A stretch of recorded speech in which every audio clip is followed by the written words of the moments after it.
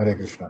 भगवद्गीता अध्याय 2 श्लोक नंबर 13. तर आता आपण बघतो की श्रीकृष्ण अर्जुनाची जी युद्ध न करण्याची कारण आहेत त्याला प्रत्युत्तर देतात आहे. तर इथून 13वा म्हणजे बेसिकली 11वा श्लोक आहे. तिथून अर्जुनाचं जे पहिले कारण होतं, काय पहिलं कारण की नातेवाईकांची हत्या मी करू शकत नाही, कारण त्यांच्याबद्दल त्याला प्रेम आहे, करुणा आहे, दया येतं. तर ही अज्ञानाची काय आहे, बेसिकली अज्ञानाची खूण आहे, अज्ञानाचं लक्षण आहे. तर त्यामुळे आता श्रीकृष्ण शरीर आणि आत्मा यांच्यातील फरक काय. शरीर हे काही काळच आहे, टेम्पररी आहे, तात्पुरता आहे, पण आत्मा हा सनातन आहे. याबद्दल या श्लोकांमध्ये सांगणार आहे. सर्वप्रथम हा श्लोक येतो की खूप फेमस श्लोक आहे की देहिनो अस्मिन् यथा देहे कौमारम यौवनं तथा देहांतर प्राप्तीच धीरच तत्र न मुह्यति. साधारण व्यक्ती जो आपण बघितलं की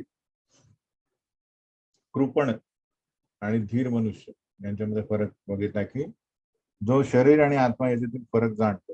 आपण एक उदाहरण बघितलं होतं की समुद्रात बुडणाऱ्या व्यक्तीला वाचवणे म्हणजे काय, तर त्याचा शर्ट न वाचवतो त्याला वाचवतो. त्याचबरोबर या महासागरामध्ये म्हणजे भौतिक भवसागरामध्ये बेसिकली आत्मा जो आहे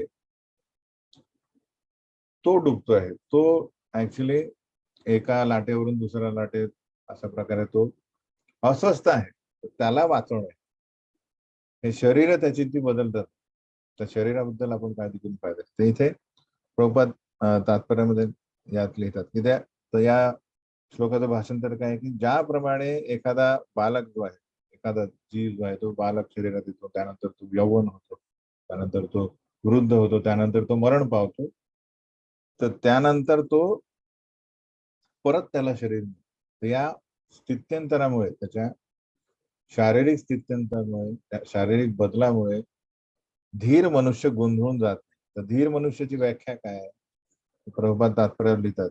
बघा दुसरा पॅराग्राफ मध्ये, ज्या मनुष्याला जीवाची मूळ स्थिती परमात्मा आणि आध्यात्मिक तसेच भौतिक प्रकृतीचे परिपूर्ण ज्ञान असते त्याला धीर मनुष्य म्हणतात. काय काय माहित पाहिजे त्याला, स्वतःची स्थिती, तो कोण आहे, शरीर आहे की आत्मा आहे. आत्मा तो आहे परम सनातन. परमात्मा कोण आहे आणि ही भौतिक प्रकृती काय आणि आध्यात्मिक प्रकृती काय याच्याबद्दल फरक. तर हे पूर्ण ज्ञान ज्याला आहे त्याला म्हणतात धीर मनुष्य. याचं लक्षण काय, धीर म्हणजे ज्ञानी मनुष्य. त्याचं लक्षण म्हणजे असा मनुष्य शरीराच्या स्थित्यंतरामुळे गोंधळून जात नाही. हा खूप महत्वाचा मुद्दा सगळ्यांनी नोट करा.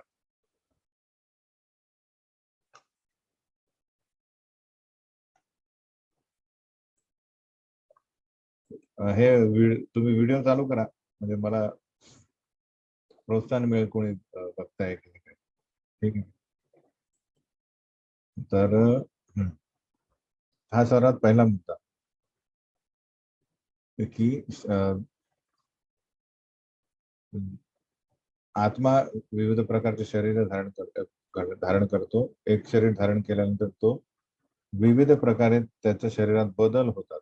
त्या बदल होतात. इथे काय सांगतात श्रीकृष्ण की भीष्म आणि द्रोण जे आहे ते आता वृद्ध झालेले आहे. ते पहिले युवा होते, ते यौवन आहे, आता वृद्ध झाले आणि त्यानंतर त्यांना परत नवीन शरीर मिळणार. आता ते वृद्ध आहेत बघ, त्यांना किती त्रास आहे, शारीरिक त्रास. पण जेव्हा ते नवीन त्यांना शरीर मिळतं ते आनंदाचं कारण व्हायला, शोकाचं नाही. हे मेन सांगण्याचा त्यांना उद्देश. हा या श्लोकामध्ये हा मेन मुद्दा महत्वाचा. त्यानंतर दुसरा श्लोक आहे 14वा, जो त्यापेक्षा पण अजूनही महत्वाचा आपल्यासाठी. मात्रा स्पर्शास्तु कोणतेय शीतोष्ण सुख दुःख या आगमा अपायिनो अनित्यास ताम स्थितिक्षस्व भारत. हे जे श्लोक आहेत, हा जो श्लोक आहे पर्टिक्युलरली, हा श्लोक आपला इतका इम्पॉर्टंट आहे की हा आपल्याला वेळोवेळी आपल्याला आपलं आरशासमोर आपला चेहरा दाखवतो की आपण कितपत हे ज्ञान जे आहे ते याच्यावर अंमल करू शकतो. कारण काय लिहिलं, तितिक्षस्व म्हणजे तुम्ही सहन करणे. काय सहन करायचं? हे चेंजेस, हे स्थित्यंतर, म्हणजे हे जे शरीरामध्ये आपले, कोणालाच वृद्ध व्हायला आवडत नाही, सगळ्यांना तरुण राहावं असं वाटतं, पण ते शक्य नाही. आपण सगळे वृद्ध होणार आहोत. तर त्या वृद्ध होणे पण ठीक आहे, नंतर जरा, तर ही झाली वृद्धत्व. व्याधी एक आहे. व्याधी म्हणजे आपल्या शरीराला विविध प्रकारचे ताप असतात, त्यामुळे आपल्याला अनकम्फर्टेबल सिच्युएशन्स येतात. उदाहरणार्थ शीत उष्ण. शीत आणि उष्ण हे जे आहे, हे आपल्या स्थूल शरीर जे आहे, ते आपलं पंचमहाभूतने भरलंय, जे बनलंय ते. आता उन्हाळा चालू आहे की नाही, आपण 11 वाजता नंतर बाहेर जात नाही, कारण का ऊन आपल्याला सहन होत नाही. हिवाळ्यात आपल्याला थंडी सहन होत, कारण शरीर जे आहे याला एक मिनिमम टेम्परेचर लागतं. त्याच्यापेक्षा जास्त झालं तरी प्रॉब्लेम, कमी झालं तरी पण प्रॉब्लेम. आणि दुसरं म्हणजे सुख दुःखदा. तर आपलं जे सूक्ष्म शरीर आहे, मन बुद्धी अहंकार, आपले 2 शरीर आहेत, की नाही. एक पंचमहाभूत, जे पृथ्वी अग्नी जल वायू आकाश यांनी बनलेलं आहे, जे दिसतं आपल्याला. आणि जे दिसत नाही आतमध्ये काय, मन बुद्धी अहंकार, हे 8 जे भिन्न प्रकृती अष्टधा, भगवंतांच्या भिन्न प्रकृती आहे. तर ते ताप काय, सुख आणि दुःख. मानसिक आपण म्हणतो की अतिशय आनंदी झालेला आणि अतिशय दुःखी झाला, या गोष्टी आगमा अपायनो अनित्यास, ते येतात आणि जातात. कधीच पण आपण बघू की उन्हाळाच आहे कंटिन्युअस, असं होणार. उन्हाळ्यानंतर पावसाळे, नंतर हिवाळे. त्याचप्रमाणे सुख आहे तर दुःख येईल, दुःख आहे तर नंतर सुख येईल. तर त्याला म्हटलंय म्हणून अनित्य हा. या भौतिक जगात एकच गोष्ट नित्य आहे, ती काय, अनित्यता. म्हणजे कंटिन्युअसली चेंज होतात. अनित्यता ही नित्यता आहे या भौतिक जगात. मग काय करणार आपण? सहन करा, तितिक्षस्व भारत. कारण या गोष्टी तुम्ही टाळू शकत नाही. याला काय बघायचं की अरे भीष्म आणि द्रोण हे मरायला नको, पण हे शक्य नाही. ते या युद्धात नाही मारले तर तसे पण मरणारच आहे. तर इथे म्हणून मी म्हटलंय की जो आपल्याला ही जी सुख दुःखे आणि शीत उष्ण हे याचा हे कशाने होतात? मात्रा स्पर्शास्ती. हे काही नसून इंद्रियांना होणाऱ्या जाणीवेपासून निर्माण, बाकी काही नाही. हे समजून मनुष्याने ती क्षुब्ध न होता सहन करावे लागेल. आपण बघतो की भौतिक जगामध्ये सगळं काही आपलं डेस्टिनी आहे. डेस्टिनी म्हणजे आपण काय म्हणतो त्याला, आपले कर्म आहेत, कर्मानुसार. हे लक्षात घ्यावं. आपण कितीही काही केलं, जसं एक उदाहरण देतो की एक राजा होता, त्यांनी एका मंत्र्याला विचारलं, अरे तू काय नेहमी भगवंतांना अवलंबून असतो? सगळे म्हणतो सगळं सगळं काही पूर्व लिखित आहे वगैरे म्हणतो. तो त्याचं काय म्हणत असतो, तो नेहमी म्हणतो की सगळं काही भल्यासाठी होतं, हा त्याचा एक मंत्र होता. तर एकदा जो राजा असतो, तो काहीतरी चाकूशी खेळताना त्याच्या हातात त्याचा बोट कापला जातो. ऍक्च्युअली बोट कापला जातो. सगळे मंत्री येतात, सगळे चिंतित होतात, पण हा म्हणतो की सगळं काही भल्यासाठीच होतं. बेसिकली याचा एकच मंत्र की बेसिकली भगवंत जे काय करतात ते सगळ्या भल्यासाठी करतो. तर हा राजा जो आहे तो क्रोधित होतो, म्हणतो अरे तुला वेळ लागला का, माझ्या दुःखामध्ये तू ऍक्च्युली मीठ चोळतोय. त्याला लगेच काय करतात, बंदिस्त करतात. आणि राजा काही दिवसानंतर कुठे जातो, शिकारीला जातो. आणि शिकारीला जातो, तिथे बघतो तो, तर त्याच्या इतर मंत्र्यासोबत जाताना त्याला ते जे त्या जंगलातले जे आदिवासी लोक असतात ते त्याला पकडतात. आणि एका बळीमध्ये, बेसिकली एका यज्ञामध्ये त्यांच्या एक नरबळी म्हणून ते त्याला काय करतात, स्वच्छ आंघोळ घालतात आणि कपडे बिपडे धुवून त्याला चांगलं अन्न वगैरे देतात आणि त्याचा बळी पाडणारच तेव्हा तो त्यांचा जो पुजारी त्यांना चेक करतो, म्हणतो अरे हा अर्धवट आहे, कारण काय याचं बोट कापलं.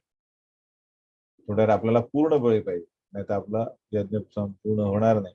म्हणून ते म्हणतात आता कोणाला घेणार, तर मंत्र्याला, तो मंत्र्याचा बळी देतो. तेव्हा तो राजा परत येतो आणि म्हणतो की बेसिकली त्याच्या पाया पडतो की बरोबर तू म्हटला, माझं पोट कापलं नसतं तर माझं शिर कापला गेला असतं. तो म्हणतो बरोबर आहे, सगळं काही भल्यासाठी होतं. तो म्हणतो अरे ठीक आहे, मला तरी माझं तरी बरं झालं, पण तुला विनाकारण हे त्रास सोसावे लागले 2-3 महिने जेलमध्ये, हे कशासाठी. मंत्री म्हणतो की हे 2-3 महिन्याचा त्रास जो आहे ना, तो मला भला होता, कारण जर मी तुरुंगात नसतो तर तुमच्या सोबत असतो आणि तो जो मंत्री आहे त्याच्याऐवजी मला बळी पाडलेलं असतं. मला तर अर्थ काय की श्रीकृष्ण अर्जुनाला सांगतात की प्रत्येक जीव हा स्वतंत्र असून त्याचे कर्म हे स्वतंत्र असतात, ते त्याला एकट्याला भोगावे लागतात, त्यानुसार त्याचं जीवन चालतं. त्यामुळे धीर मनुष्य हा जो आहे तो दुसऱ्यांच्या स्थितीवर मोहित न होता किंवा खिन्न न होता, दुःखी न होता, तो काय करतो, स्वतःचं भविष्य काय आहे, होणार आहे, ते वर्तमानामध्ये काय कार्य करावे त्याच्यावर तो जास्त भर देतो, हे लक्षात घेणे आवश्यक सगळ्यांनी. म्हणून भगवंत बेन सांगतात आहे की इथे 2 उदाहरण आहे की आपले जे कर्तव्य असतात त्या कर्तव्यामध्ये खूप बाधा येतात. जसं आता म्हणतात की प्रभुपाद लिहितात की उन्हाळ्यामध्ये ज्या गृहिणी असतात त्यांना स्वयंपाकघरामध्ये स्वयंपाक करणं खूप मुश्किल होतं, कारण आधीच सगळं ऊन तापलेलं आहे आणि नंतर अग्नीमध्ये स्वयंपाक करा. पण तरी असं असल्यानं ते स्वयंपाक करणं सोडतात का? नाही, करावं लागतं. त्याचप्रमाणे आपण बघतो की आपण वैदिक फॉलोवर आहे, त्यामुळे कितीही थंडी असली तरी आपण रोज अंघोळ करतो. आता कलियुग आलाय त्यामुळे हे या गोष्टी लोक फॉलो करतात की नाही माहित नाही. काही लोक म्हणतात दाढी केल्यानंतर अंघोळ झाली, असे लोक बघितले की अल्टरनेट डे करायचं, एक दिवस अंघोळ एक दिवस दाढी केली की झालं, फ्रेश तर दिसतंय, परफ्यूम मारला की झाला. हे झालं कलियुग. पण प्रभुपाद लिहितं त्या पूर्वीचं युगा, जे 20 वर्षापूर्वी जे आपण फॉलो करत होतो की काहीही असो, कितीही थंडी असो, तरी आपण स्नान जे आहे ते करायचं. कारण या ज्या गोष्टी आहे, थंड थंडीमध्ये पाण्याचा स्पर्श नकोसा वाटतो आणि उन्हाळ्यामध्ये पाण्याचा स्पर्श हवासा वाटतो. हे सगळे काय सेन्स परसेप्शन, म्हणजे इंद्रियांना होणारी जाणीव आहे जास्तीत जास्त, बाकी काही नाही. तर दोन्ही गोष्टी, दोन्हीही वातावरणामध्ये त्या सहन करणे आवश्यक. तसं अनुकूल असो की प्रतिकूल हवामान असो, आपलं मनुष्याने आपलं कर्तव्य पालन केलं. इथे काय कर्तव्य आहे अर्जुनाचं? तो क्षत्रिय असल्या कारणाने त्याला युद्ध करणे आवश्यक आहे. तर युद्ध करताना शत्रू मित्र असो की नातेवाईक असो, त्याला ते त्याचं नियत कर्म आहे. जसं थंडी आहे आणि अंघोळ करणे, त्याचप्रमाणे अर्जुनाला काय युद्ध करायचं आणि समोर कोण आहे? त्याचे नातेवाईक आहे. तर एक जस्ट त्या प्रकारे हे इम्पॉर्टंट आहे, खूप महत्वाचं आहे. जो हे करू शकतो तो काय या भौतिक जगातही सुखी राहू शकतो. यम ही न व्यथयन्ते ते पुरुषम पुरुषर्षभा सम दुःख सुखम धीरम सो अमृतत्वाय कल्पते. जो व्यक्ती सुख आणि दुःख यांनी विचलित होत नाही आणि दोन्ही अवस्थांमध्ये स्थिर असतो, तो मोक्ष प्राप्तीसाठी निश्चितपणे योग्य आहे. कारण मोक्ष म्हणजे काय, भौतिक गोष्टींमधनं कुठल्याच प्रकारे जो व्यक्ती विचलित होत नाही. विचलित होणे म्हणजे काय, तुम्ही या अस्तित्वाशी स्वतःच आय मीन कनेक्शन समजताय. तुम्ही या भौतिक जगात स्वतःचं अस्तित्व समजताय. बेसिकली मी इथलाच आहे. मोक्ष म्हणजे याच्याशी माझं काही घेणं देणं नाही, मी आध्यात्मिक जगात. त्याचप्रमाणे हे कधी होईल, जेव्हा भौतिक जगात सुख असो वा दुःख सेम आहे. जसा तो मंत्री काय म्हणतोय, सगळं काही आपल्या कर्मानुसार होत, सगळं भल्यासाठी होत, आपल्या कर्मानुसार होत. तो व्यक्ती मोक्ष प्राप्तीसाठी निश्चितपणे योग्य आहे. म्हणून आपले श्री चैतन्य महाप्रभू प्रभुपाद तात्पर्यामध्ये लिहितात की यांच्या 24व्या वर्षी यांनी संन्यास धारण केला, तेव्हा त्यांच्या घरी त्यांची पत्नी होती, त्यांची आई होती. एवढा प्रेमळ वातावरण असताना सुद्धा त्यांनी काय केलं, संन्यास ग्रहण केला. त्यांना दुःख झालेलं आहे, स्वतःला पण दुःख झालंय, पण यम ही न व्यथेंती, धीर स्थिर राहणे. कारण त्यांचा अवतारच बेसिकली काय झालेला आहे, उच्च हेतू प्रित्यर्थ त्यांनी संन्यास घेतलाय. आपल्यासारख्या कलियुगी जीवांना हरिनाम देण्यासाठी महाप्रभूंनी संन्यास घेतला, नाही त्यांना कोणी सिरियसली घेतलं नसतं. त्या काळचे लोक हे कुठल्याही प्रकारे संन्यास आश्रमाला फक्त काय देत असत, मान देत असत. हा दुसरा पॉइंट महत्वाचा, की जीव म्हटला तर त्याला साहस, हे आपण साहस एकंदरीत बघू काय, तर तो युवा बालक असेल, युवक होईल, वृद्ध होईल आणि प्राण सोडेल, पुन्हा एकदा शरीर धारण करेल, हे होणारच. तर जो धीर मनुष्य आहे तो यांनी गोंधळून जात नाही. त्याला माहित आहे आत्मा काय, परमात्मा काय, भौतिक प्रकृती काय, आध्यात्मिक प्रकृती, याचं पूर्ण ज्ञान त्याला असतं, म्हणून तो यांनी चिंतित होत नाही. दुसरी गोष्ट की आपले नियत कर्म करताना भरपूर त्रास होतील, ते फक्त आपल्याला सहन करायचे. जो सहन करेल तो मोक्ष प्राप्तीसाठी योग्य आहे निश्चितपणे. कारण तो जाणतो की नासतो विद्यते भावो ना भावो विद्यते सतः, उभयोर अभिदृष्टवंतस त्वनयोस तत्वदर्शी भी. की जे तत्वदर्शी म्हणजे कोण, जे हे जाणतात, तत्वदर्शी. तत्व म्हणजे प्रिन्सिपल, हे काय, दर्शी म्हणजे ते ज्यांनी बघितलंय, ते जाणतात, जे बघतात ते काय म्हणतात, निष्कर्ष काय काढला त्यांनी सगळीकडे बघून, की कुठलंही भौतिक शरीर, जनावर असो, मनुष्य असो, प्राणी असो, झाड असो, कीटक असो, श्वापद असो, कोणीही असो, भौतिक शरीर हे चिरकाळ टिकू शकत नाही. नासतो विद्यते भाव ना भाव विद्यते, आणि जीवात्मा जो आहे तो कधीच बदलत नाही.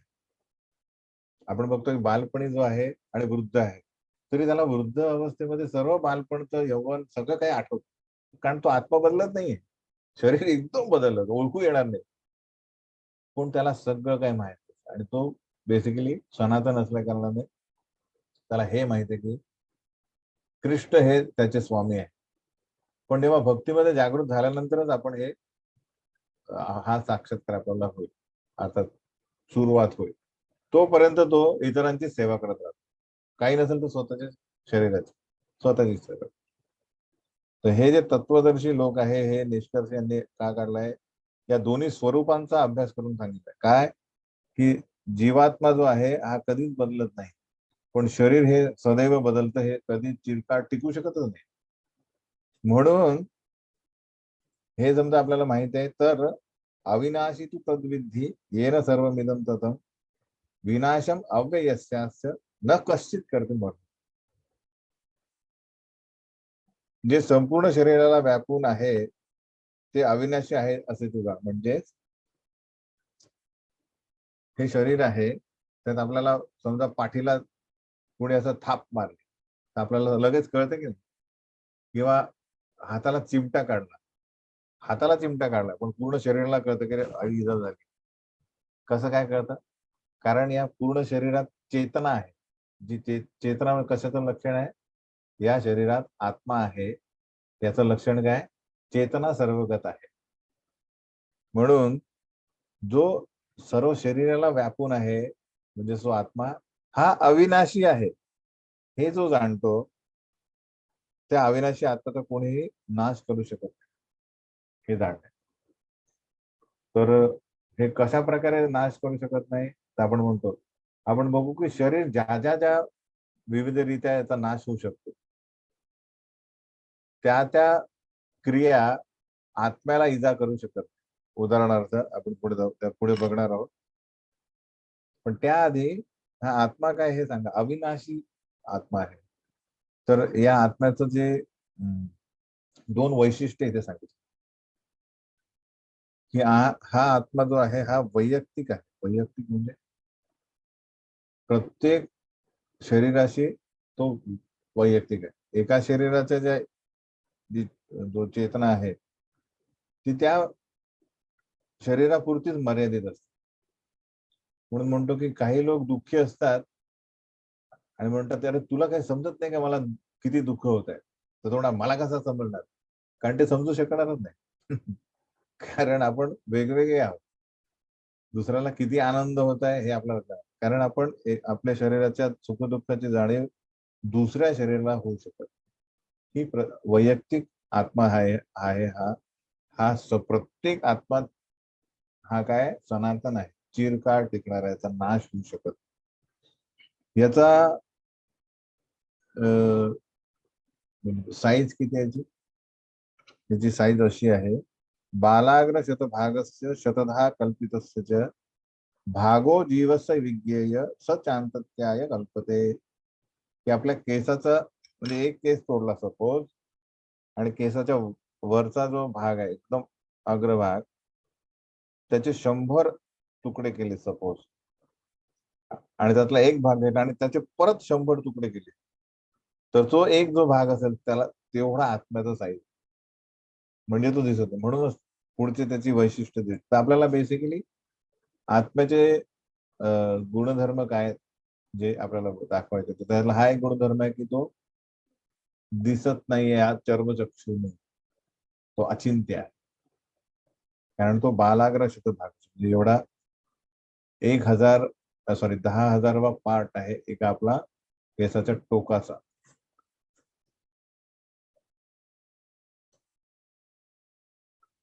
आणि इवन हे जे आहे मेडिकल सायन्स पण सांगतं की बेसिकली हा शरीर जे आहे या शरीराला मेन ऊर्जा शक्ती प्रदान करणारा कोण आहे, तो हृदय देत, ठीक नाही. म्हणून म्हणतो हार्ट अटॅक झाला म्हणजे काय, तर हार्ट मधून जे निघणारी जी शक्ती आहे ती मिळत नाही. आणि शास्त्र सांगतं की आत्मा कुठे स्थित आहे, हृदयात, सगळ्यांच्या हृदयात असतो. म्हणजेच ही हृदयातून सर्व शक्ती मिळते, ज्याने आपल्या फुफ्फुसातून प्राणवायू नेणाऱ्या पेशी आत्म्याकडून शक्ती प्राप्त करतो. हे मेडिकल सायन्स पण मानतं, पण ते आत्म्याला शोधू शकत नाही, कारण त्याचा असं इन्स्ट्रुमेंटच नाहीये, भौतिक इन्स्ट्रुमेंट नाहीये. भौतिक इन्स्ट्रुमेंटने तुम्ही आध्यात्मिक जो जीव आहे स्पिरिट शाश्वत त्याला मोजमाप करू शकत नाही की नाही. तर त्यामुळे हे जाणणे, तर हा एक त्याचा गुणधर्म. अंतवंत इमे देहा नित्यस्योक्ता शरीरेण अवनाशीनो अप्रमेयस्य तस्माद युद्धस्व भारत. आता बेसिकली पुढे पुढे सेम रिपीट करतात आहे, जसं आपण म्हणतो ना repetition makes things very prominent. म्हणजे बेसिकली त्याला आपण महत्व देण्यासाठी रिपीट करतो की नाही. अरे हे हे आहे, कळतं की नाही तुला 4दा वगैरे. सिमिलरली तर श्रीकृष्ण अर्जुनाला तेच सांगतात की अविनाशी हा आत्मा नाश पावत नाही, अमर्यादा आहे, त्याला मर्यादा नाही आणि तो शाश्वत आहे. पण त्याचं शरीर जे आहे ते निश्चितपणे अंत होणार.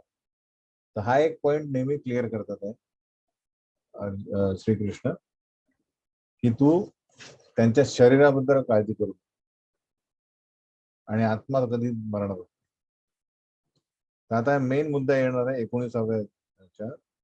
ये एनम वेत्ती हंतारम यश्चैनम मन्यते हतम उभो तो न विजानीतो नायम हंती न हंत्यते. जर तुम्ही म्हणताय की जीव हा मरत नाही आणि दुसऱ्याला मारत पण नाही, कारण जीवात्मा, तर बेसिकली मग या गोष्टींनी प्रभुपाद मेन म्हणतात की हिंसा चांगली आहे का, कारण कोणी मरतच नाही, शरीरच मरणार आहे ना. तो प्रभुपाद या त्याच्यात लिहितात, ज्याला वाटतं की जीवात्मा हा मारणारा आहे किंवा तो मारला जातो तो अज्ञानात आहे, कारण जीवात्मा मारत नाही किंवा मारला जात. मग लोक सर्राट एकमेकांना मारत राहतील, म्हणतील का रे गीता सांगताय ना कोणी मरतच नाही. नाही, वैदिक तत्व काय सांगतं, माम हिंस्यात सर्व भूतानी. मा हिंस्यात म्हणजे काय, मा म्हणजे संस्कृत मध्ये ना, ना म्हणजे नये, करू नये. माम हिंसा म्हणजे हिंसा करू नये कोणाशी, सर्व भूता, कुठल्याच जीवाची हिंसा करू नये. हे काय वैदिक आदेश आहे. कोणाचीही हिंसा करू नये. म्हणून हे जे तत्व जे आहे की आत्मा अमर आहे आणि शरीर हे नाश पावतं, याने पशुहत्येला प्रोत्साहन देऊ नये. बेसिकली याने कुठल्याच प्रकारे याला हे तत्व पशुहत्येला प्रोत्साहन देत नाही. कारण कोणाच्याही अधिकाराविना,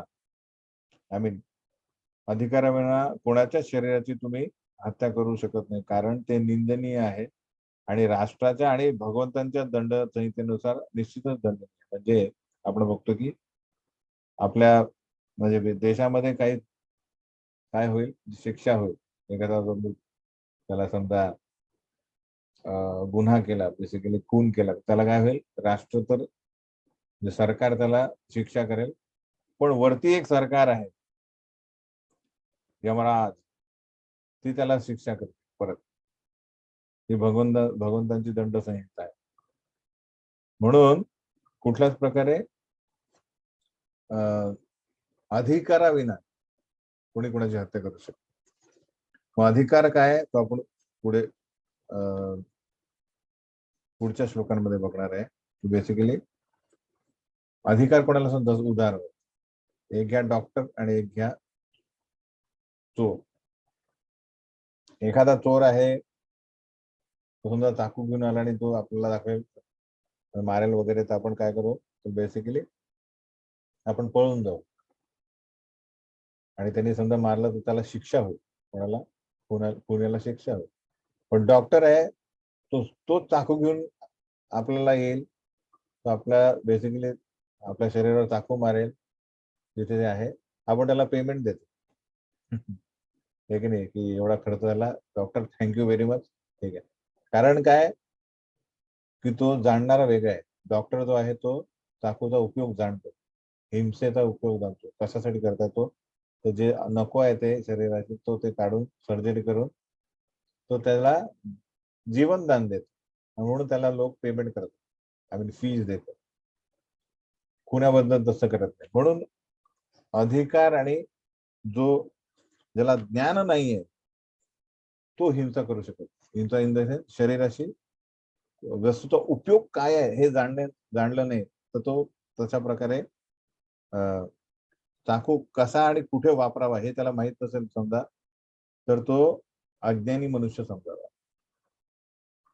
त्याचप्रमाणे हिंसा कधी उपयुक्त आहे कधी नाही आहे हे जाणणे आपल्याला आवश्यक आहे. त्यासाठी ज्ञान असणे आवश्यक. म्हणून हे श्रीकृष्ण त्याला अर्जुनाला ज्ञान देत होते की क्षत्रिय याला हिंसा करणे आवश्यक आहे, कारण समाजात एक प्रकारची काय एक न्याय राखण्यासाठी हे आवश्यक आहे. जे न्यायाचं पालन करत नाही त्यांना दंड देणे, हिंसा करणे आवश्यक आहे. आणि हे कामच आहे क्षत्रिय. पुढे आपण बघणार. आता पुढचा एक श्लोक 20 तो सांगतो की या सेम प्रिन्सिपल, न जायते म्रियते वा कदाचित, नायम भूत्वा भविता न भूया, अजो नित्य शाश्वतो अयम पुराण, न हन्यते हन्यमाने शरीर. न हन्यते हन्यमाने शरीर रिपीट झालाय, पण त्याच्या आधी सांगतो न जायते मृत्यू वा, की कोणत्याही काळी या आत्म्याचा जन्म झाला नाही ना मृत्यू झाला. तर सनातन म्हणजे सनातन या शब्दाची व्याख्या काय आहे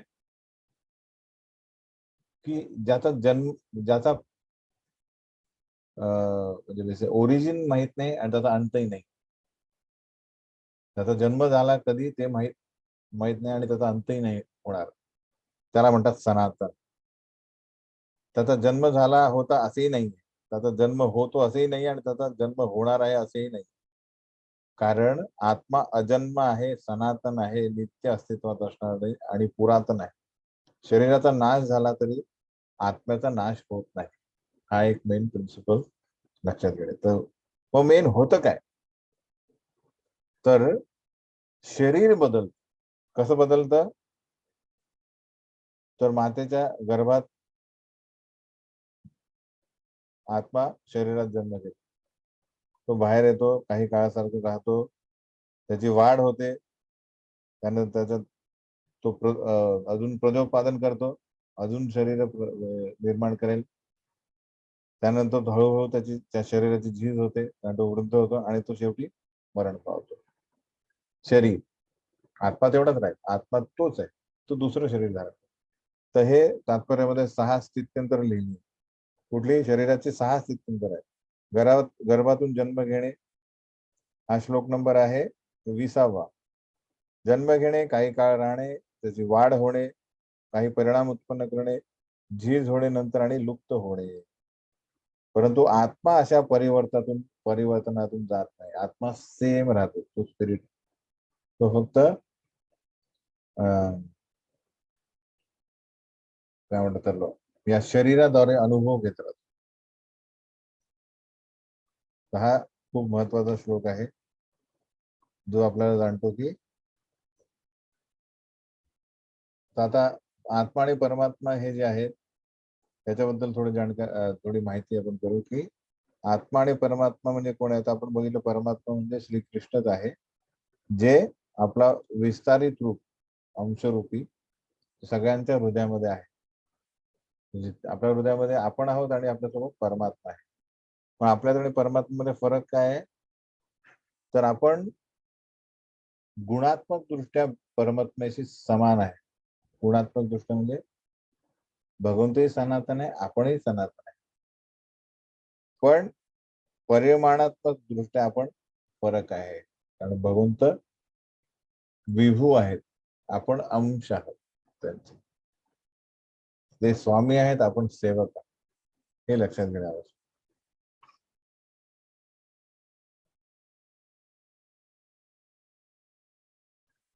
आता हा 21वा श्लोक सांगतो, वेदा विनाशिनम नित्यम य एनम अजम अव्ययम कथम स पुरुष पार्थ कम घातयंती कंती. तर आपण या 11 ते 30 मध्ये बरेचसे जे पॉइंट्स रिपीट होतात. रिपिटेशन मी म्हणून सांगितलं, त्याला प्राधान्य द्यायला भगवंत स्वतः रिपीट करतो. इथे परत असा शब्द आला की कथम स पुरुष पार्थम कम घातयती हंती कम. कोण कशाला मारू शकतो. आत्मा अविनाशी, शाश्वत, अजन्मा आणि अव्ययी आहे, हे जो जाणतो तो कोणाला कसा मारेल आणि कोणाला कसा मारवी, हा शब्द आला. तर परत आपण बघूया हा पॉइंट की हिंसा ही कशा प्रकारे वापरावी. तर हिंसाचा ज्ञान असणे आवश्यक, कुठे काय आवश्यक. जसं आपण डॉक्टरचं उदाहरण केलं, त्याच प्रकारे एखादा न्यायाधीश आहे, तो एखाद्या अपराधाला खुनाबद्दल शिक्षा करेल, हे की नाही. पण त्याला तुम्ही न्यायाधीशाला दोषी ठरवू शकत नाही की तुम्ही फाशीची शिक्षा दिली, कारण त्याला माहित आहे, तो ज्ञान आहे त्याला. कारण या खुनी व्यक्तीला मनुसंहितेनुसार जर आपण त्याला शिक्षा दिली नाही, तर त्याला यमलोकामध्ये अजून खूप त्याला काय मिळतील, बेसिकली पापाचं, त्याला खूप पाप फेडावं लागेल. तर खून बेसिकली, त्याचा खून झाला आणि त्याला फाशी दिली, तर त्याला त्याप्रमाणे एवढं जास्त त्याला नरकामध्ये यातना नाही भोगावं लागणार, जेवढं जर तो सुटला तर. म्हणून त्याला शिक्षा देणे मनुसंहितेनुसार काय, खुनी व्यक्तीला फाशी द्यायला पाहिजे. कारण असे केल्यामुळे त्याला पूर्वजन्मी केलेल्या महापापांबद्दल दुःख भोगावं लागणार, पण त्याला तेवढ्या यातना मिळाल्या पाहिजे. तर हे ज्ञान असणे आवश्यक आहे. म्हणून न्याय प्रदानासाठी तथाकथित हिंसा करण्यास अनुमती आहे. तसेच शस्त्रक्रिया ही रोगी व्यक्तीला मारण्यासाठी नसून त्याला स्वस्थ करण्यासाठी असते. त्याच प्रकारे श्रीकृष्णांच्या आदेशानुसार अर्जुनाने हे केलेले युद्ध ज्ञानयुक्त आहे, कारण या पूर्ण पृथ्वीला दुर्योधन आणि त्यांची जी टीम आहे, धृतराष्ट्र टीम जी आहे, हे रोगाप्रमाणे झालं. तर जेव्हा या शरीर रूपी पूर्ण पृथ्वीला जेव्हा रोग झाला तर डॉक्टर म्हणून कोण आहे? अर्जुन आलेला आहे. तो हा जो पार्ट आहे अधर्माचा तो काय करणार आहे? काढून टाकणार आहे. त्यामुळे समाजामध्ये निरोगी व्यक्ती राहते आणि समाजामध्ये लोक प्रगती करते, कारण हे प्रगतीसाठी अडथळे आलेले आहेत. म्हणून हे जसा डॉक्टर शरीरातील अनावश्यक पार्ट जो आहे ट्यूमर फ्युमर जे असतो तो काढून टाकतो सर्जरीने, त्या प्रकारे त्याला ज्ञान असतं, तो चाकू वापरतो, खून नाही करत. त्याच प्रकारे कृष्णाच्या आदेशानुसार अर्जुन हा हे युद्ध म्हणजे काय करतोय? एक सर्जरी करतोय, जिथे अनावश्यक सगळे जे अधर्मी लोक एकत्र आलेले त्यांना मारणे आवश्यक आहे. त्यामुळे त्याला कुठल्याच प्रकारचा पाप लागणार नाही. जसं डॉक्टरांनी कोणी जेलमध्ये टाकत नाही की तुम्ही सर्जरी कशी काय केली, त्याचं रक्त एवढं गेलं वगैरे. तर हा एक झाला लॉजिक पॉइंट न्यायानुसार. आणि दुसरं 22 श्लोक सांगतो, अरे तुम्ही काळजी करण्याचा प्रॉब्लेम नाहीये की वासांचे जीर्णानी यथा विहाय नवानी शरीर गृणाती नव प्राणी तथा शरीराणी विहाय जीर्णानी अन्यानी संज्ञाती नवानी. अरे ते भीष्म आणि द्रोण जे आहे यांना चालतंय, म्हणजे बेसिकली दाढी आलेली आहे, जेवढे वृद्ध झालेले आहे, कफ येतो आहे, तर हे जुने झालेले आहे.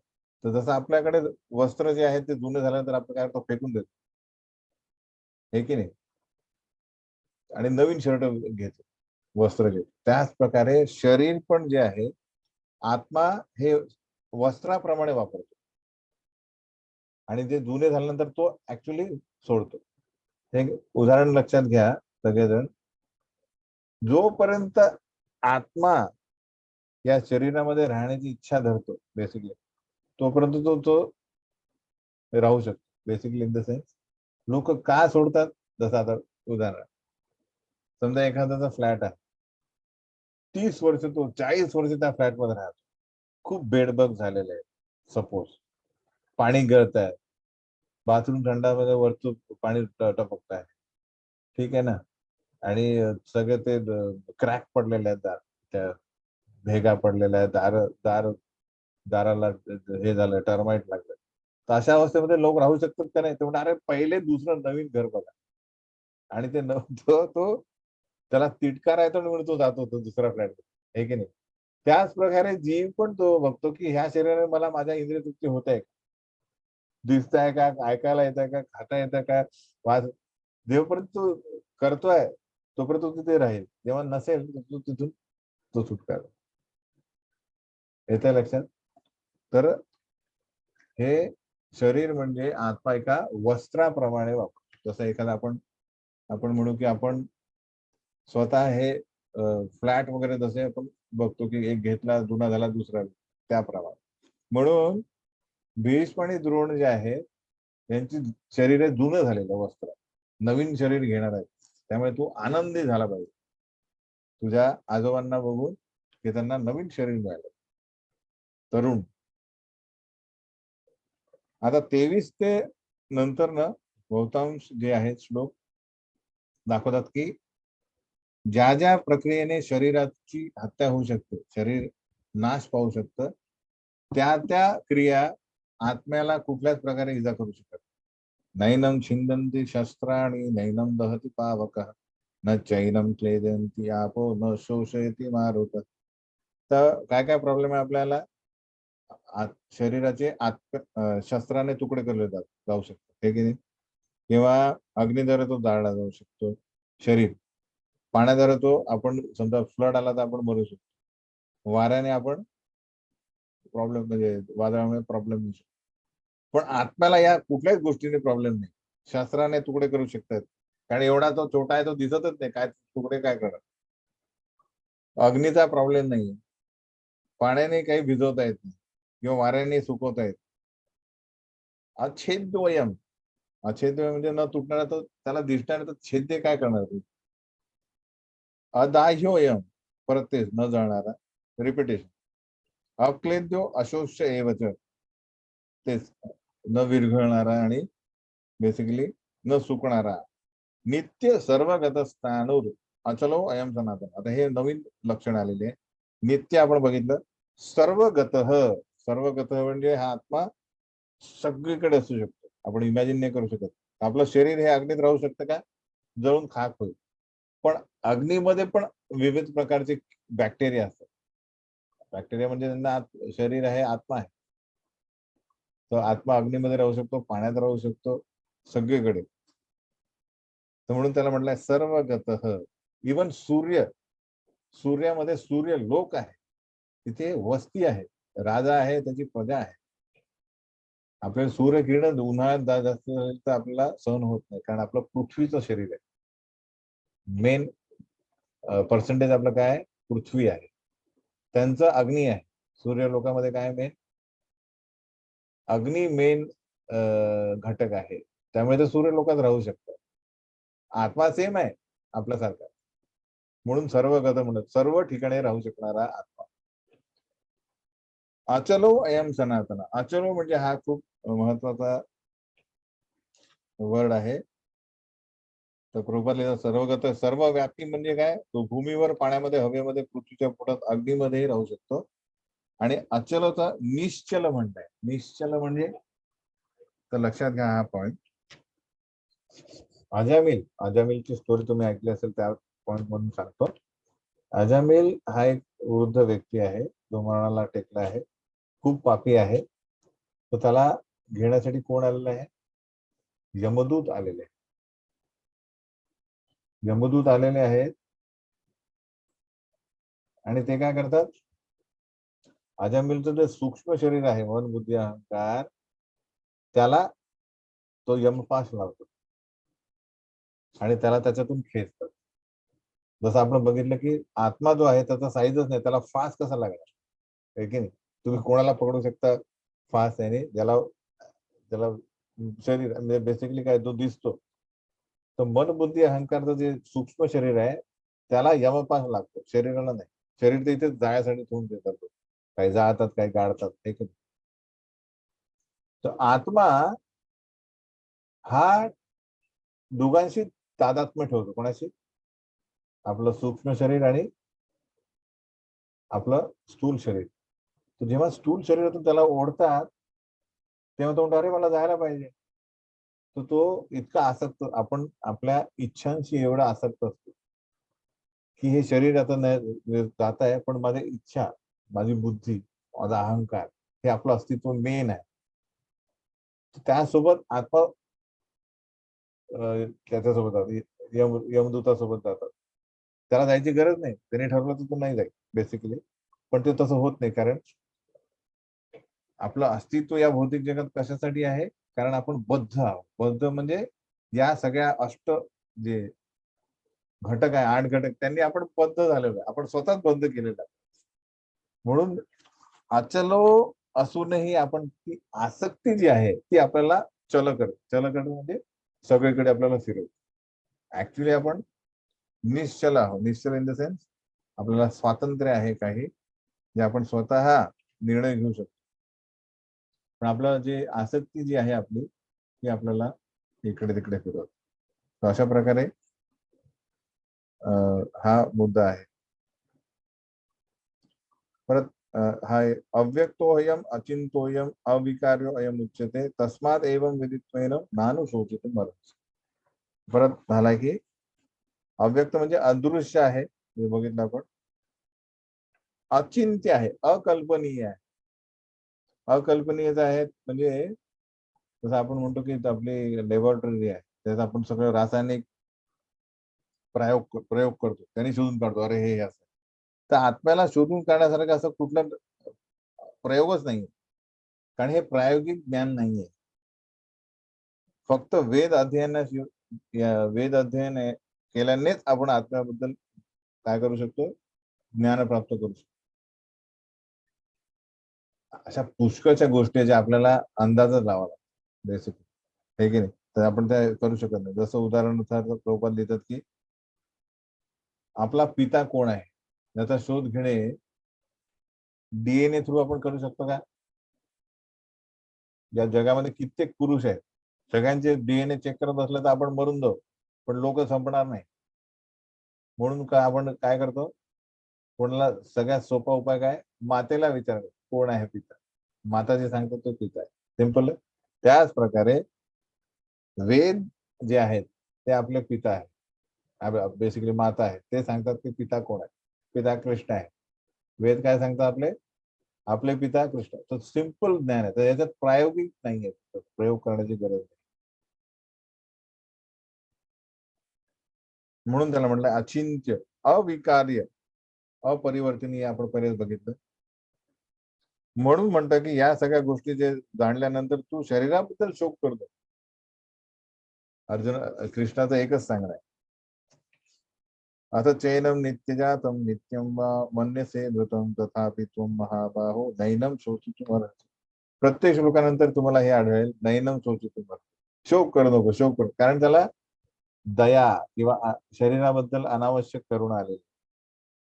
तिथे लिहिलंय की जर काही लोकांचे काही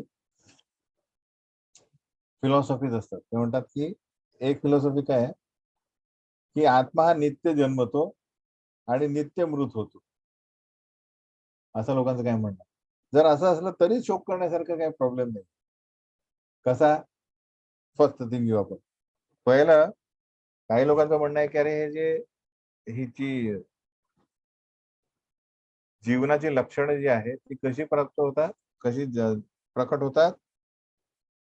या प्रकृतीमध्ये काही भौतिक आणि रासायनिक मूलतत्व एकत्र आली, काहीतरी प्रक्रिया होते आणि काय होते, विशिष्ट अवस्थेत जीवनाची लक्षणं प्रकट होतात, म्हणजे जीव तयार. तर एकदा एक भक्त एक नोबेल प्राइज विनरला विचारले की म्हणे अरे मग तुम्ही म्हणता की काही रासायनिक अशा परिस्थिती झाल्या, काहीतरी तो व्होल्कॅनो झाला वगैरे वगैरे आणि नंतर जीवन आले, तर आपण काम करू, आपल्याला माहित आहे की काय काय रसायन लागतात आपल्या, तर ही रसायने तुम्हाला देतो आम्ही, जीव तयार करून दाखवा. ते नाही, अजून ते नाही होऊ शकत.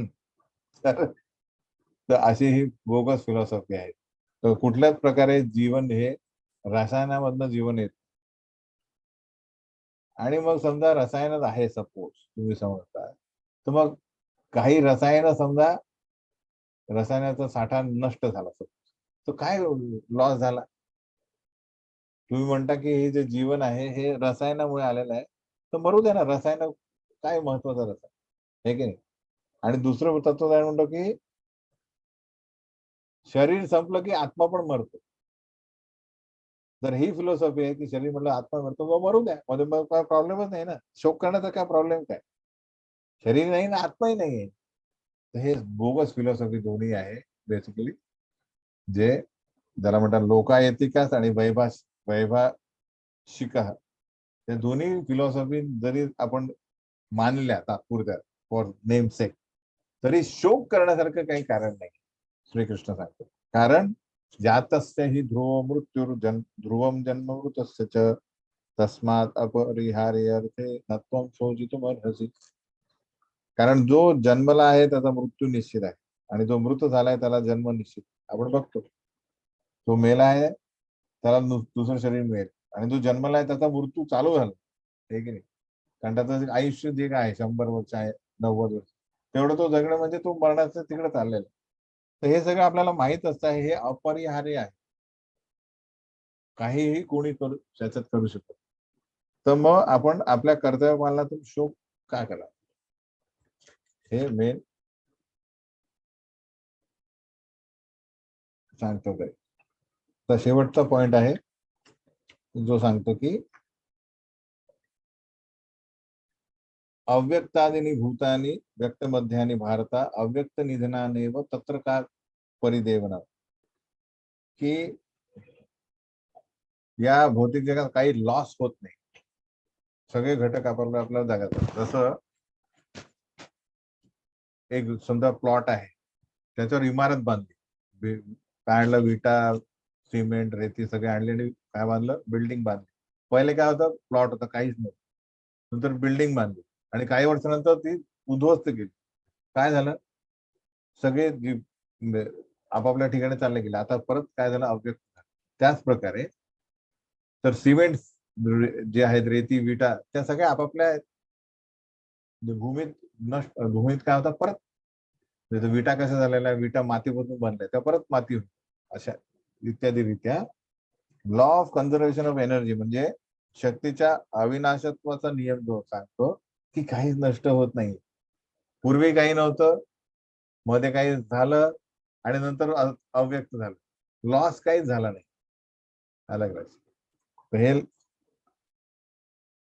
कालांतराने सर्व भौतिक शरीर नष्ट होतील, पण आत्मा हा सनातन आहे. हे जाणून व्यक्तीने दोन गोष्टी लक्षात ठेवायचे. शरीर एखाद्या वस्त्राप्रमाणे आहे, जे आपण बघतो जुनं होईल, आणि जर सनातन काळ बघितला आपण की आपण भरपूर शरीर घेतोय, तर त्या मानाने आपण बघू की आपलं भौतिक शरीर हे वास्तविक एक स्वप्नाप्रमाणे आहे की नाही. जसं आपलं समजा एक वर्षात आपण 365 दिवस झोपतो, परत उठतो, किती स्वप्न बघतो आपण. त्या स्वप्नामध्ये आपण बघतो की अरे मी राजा झालोय, माझ्याकडे गाडी आहे, जी काय. सकाळी उठल्यानंतर असतं का ते? नाहीये, नाहीये. परत झोप, परत काम करतो, परत झोपतो, नंतर म्हणून मी मी इंजिन ड्रायव्हर आहे, जे काय असेल, पण ते नाहीये. त्याचप्रमाणे आपण भरपूर शरीर घेतो, आपण काही इंजिनियर होतो, काही डॉक्टर होतो, काही फिशरमन होतो. तर हे एक एक दिवस म्हणजे एक एक काय झालेले आहे, एक एक जीवन झालेले आहे. तर त्या सर्व गोष्टींमध्ये आपण काय बघावं की आत्मा हा सनातन आहे, म्हणजे आपण सनातन आहे. आपली शरीर बदलत जाते, हे लक्षात. आणि सगळ्यात शेवटचा पॉइंट, आश्चर्यवत पश्यति कश्चिदेनम आश्चर्यवत वदति तथैव चान्यः आश्चर्यवत वचेन्य मन्यः शृणोति श्रुत्वापेन वेद न चैव कश्चित. आत्मा हा इतका आश्चर्यकारक आहे, याबद्दल ऐकणे, बघणे हे सगळं आश्चर्यकारक आहे. उदाहरण आपण बघू की सदा व्हेल मासा बघितला कोणी आपण. व्हेल मासा हा खूप लांब असतो, काही काही मीटर असतो, मीटर लांब असतो. आणि आपण बघू की अमिबा किंवा असे कीटक आपल्या घरात असतात, ते किती असतात, फॅन लावला की ते उडून जातात. समजा मुंग्या बघा, हे की नाही, थोडं फुंकर मारले की उडून जातात. पण आश्चर्यकारक हे आहे की या दोघांमध्ये पण व्हेलला फुंकर मारू शकत नाही. व्हेल म्हणजे आपल्यापासून, आपल्यापेक्षा व्हेलचं वजन काहीतरी 3000 टन वगैरे असतं. आपलं काय असेल 70-80 किलो टन त्यांचं वजन. या दोघांमध्येही सेम आत्मा. कुठला? केशाग्र शतभाग. हा आश्चर्यकारक त्यांचा गुणधर्म आपण बघतो. कोणाचा? आत्म्याचा. की तो त्याच्याबद्दल जितकं ऐकावं, जसं बघावं, ते सर्व आश्चर्यकारक आहे.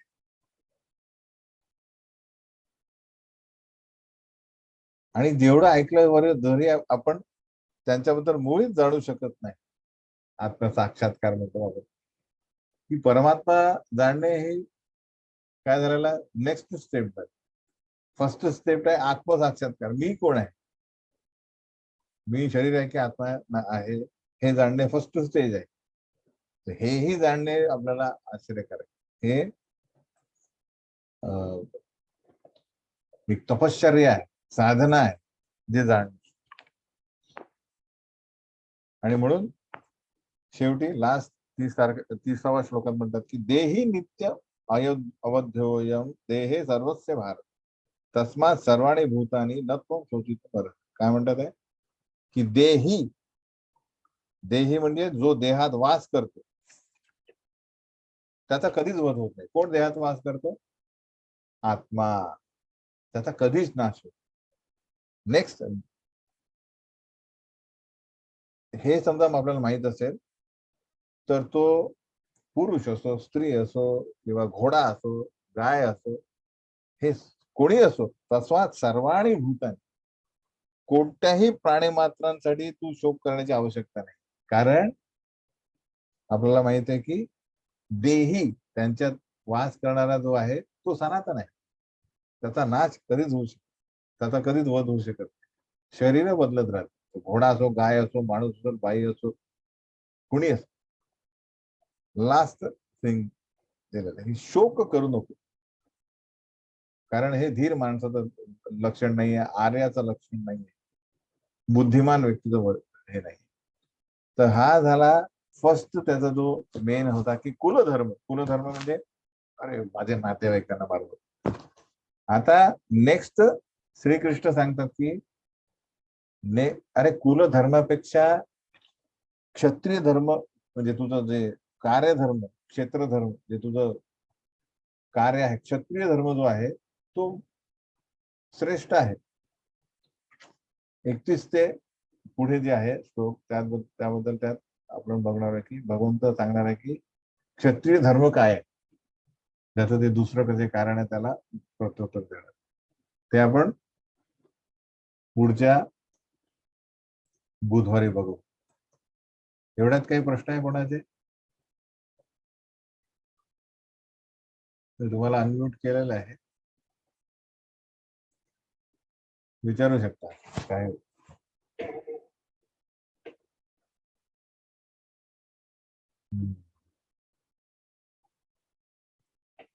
भरपूर लोक क्लासला येतच नाही, त्यांना टायमिंगचा.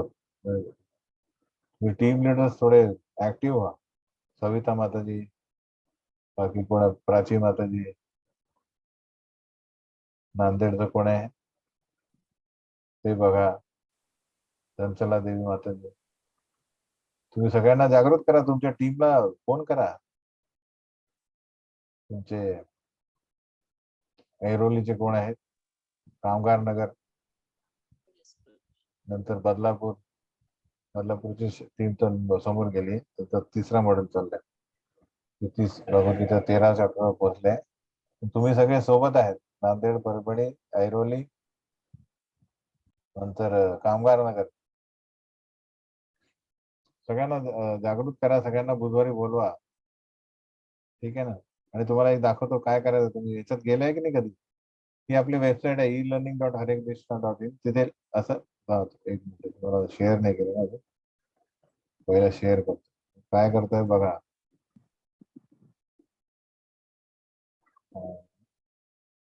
शेअर स्क्रीन, हे आपली वेबसाईट आहे, तिथे आपल्याला लॉग इन करायचं आहे. असं लॉग इन आल्यावर तुम्हाला इथे सगळ्यांना युजर नेम पासवर्ड दिलेला आहे, ते लॉग इन करायचं. लॉग इन झाल्यानंतर आपण इथे येतो. इथे आल्यानंतर इथे माय कोर्सेस, इथे इन प्रोग्रेस लिहितोय. भगवद्गीता मॉड्यूल 1 ते 6 दिसलंय, 7 ते 12, 13 ते 18 उपदेशामृत, ईशोपनिषद, ठीक आहे. आणि नंतर एनओडी भक्ती रसामृत. तर बेसिकली आपण इथे जाऊ सध्या, हे दिसतंय ना 1 ते 6. इथे आल्यानंतर हे आपल्याला सगळं करायचं. आपण आता सध्या दुसऱ्या अध्यायावर, 6 अध्याय झाल्यानंतर आपल्याला ओपन बुक एक्झाम द्यायची, तुम्हाला लिहायची. त्याआधीच त्याचा प्रश्न लिहून घ्या. तुम्हाला सगळ्यांना दिसत आहे तिकडे, तुम्ही ओपन केलं दिसेल तुम्हाला काय लिहायचं. आध्यात्मिक गुरूंची शरणागती कशी पत्करावी, भक्तिभाव, हे तुम्हाला 6 अध्याय मधनं काढायचे आहेत. आधीच तुम्हाला प्रश्न दिलेले आहेत, बघून लिहायचे आहेत. समजलं की नाही? या व्यतिरिक्त पूर्ण अध्यायाचा अभ्यास झाल्यानंतर ही पर्यायी प्रश्न सोडायचे. अध्याय 1, अध्याय 2 सगळ्यांचे पर्यायी प्रश्न सोडवायचे. चाचणी परीक्षा आहे, काही नाही, ते मल्टिपल चॉईस क्वेश्चन आहे. 4 प्रश्न, 4 उत्तर येतील, त्यातलं कुठलं बरोबर आहे ते टिक करायचं, बस झालं. ठीक आहे. अशा प्रकारे तुम्हाला समोर जायचं. तर बरेच जण समोर गेलेले आहेत, तुम्ही पण जाऊ शकता. थोडं रोज अभ्यास करायचा, थोडा थोडा, ठीक आहे. Sharing stop. काही प्रश्न आहे कोणाचे? नाही, ठीक आहे. तर पुढच्या शुक्रवारी, सॉरी, पुढच्या बुधवारी आपण भेटूया. मंगळवारी सगळ्यांना फोन करा, तुमची जी टीम आहे की बाबा 7:30ला बुधवारी क्लास असतो, हीच लिंक आहे, त्यांना लिंक मध्ये सगळ्यांना ऍड केलेलं आहे. तर असं त्यांना सांगा, किंवा लिंक नसेल तर ही पाठवा त्यांना. तुमच्या ग्रुपमध्ये वैयक्तिक तुमची जी या क्लासमध्ये या सगळं, नाही तर तसं होणार. कोणी काय म्हणतंय? हरे कृष्ण. हा ठीक आहे. संगीता साडे मात्र खूप मागे पडलाय. तुमचं मॉड्युलिंग झालेलं आहे ना, तुम्ही परत म्हणजे बेसिकली अभ्यास करून देत राहा. दुसरा मॉड्यूल, तिसरा मॉड्यूल, ठीक आहे ना. रिपीट पण करा, पण बाकी तुमच्या टीमला जागृत करा. ओके, ठीक आहे. भेटूया पुढच्या बुधवारी. पण मला अपेक्षित आहे सगळे टोटल आपले या ग्रुपनुसार महाराष्ट्राचा थांबा, त्याच्यात आहे कदाचित दिसते. हा, शिवानी दळवी मातेंनी पाठवला मला. सध्या 12 लोक आले आज. आपल्या ह्याच्यात आहे 62 लोक आहे. किती? 62. म्हणजे 50 लोक काय झोपलेले आहेत तसे? कुठे आहेत ते? हा, करा त्यांना जागरूक, सगळे टीम मेंबर. हरे कृष्ण. भेटूया हरे कृष्ण प्रभूजी, दंडवत प्रणाम. 40-50 लोक पाहिजे सगळे, आता मागे पडतील ते. मग परत मी सगळ्यांसाठी क्लास घेणार, ठीक आहे. मला पाहिजे सगळ्यांना एकत्र लाभ व्हावा. तुम्ही येणार नाही तर कसं होणार? 1 तास तर काढा ना आठवड्यातून. बरोबर ठीक आहे. हरे कृष्ण. हरे कृष्ण प्रभूजी, दंडवत प्रणाम प्रभूजी. दंडवत प्रणाम. श्रील प्रभुपाद हरे की कृष्ण प्रभूजी. हरे हरे कृष्ण प्रभूजी. हरे कृष्ण.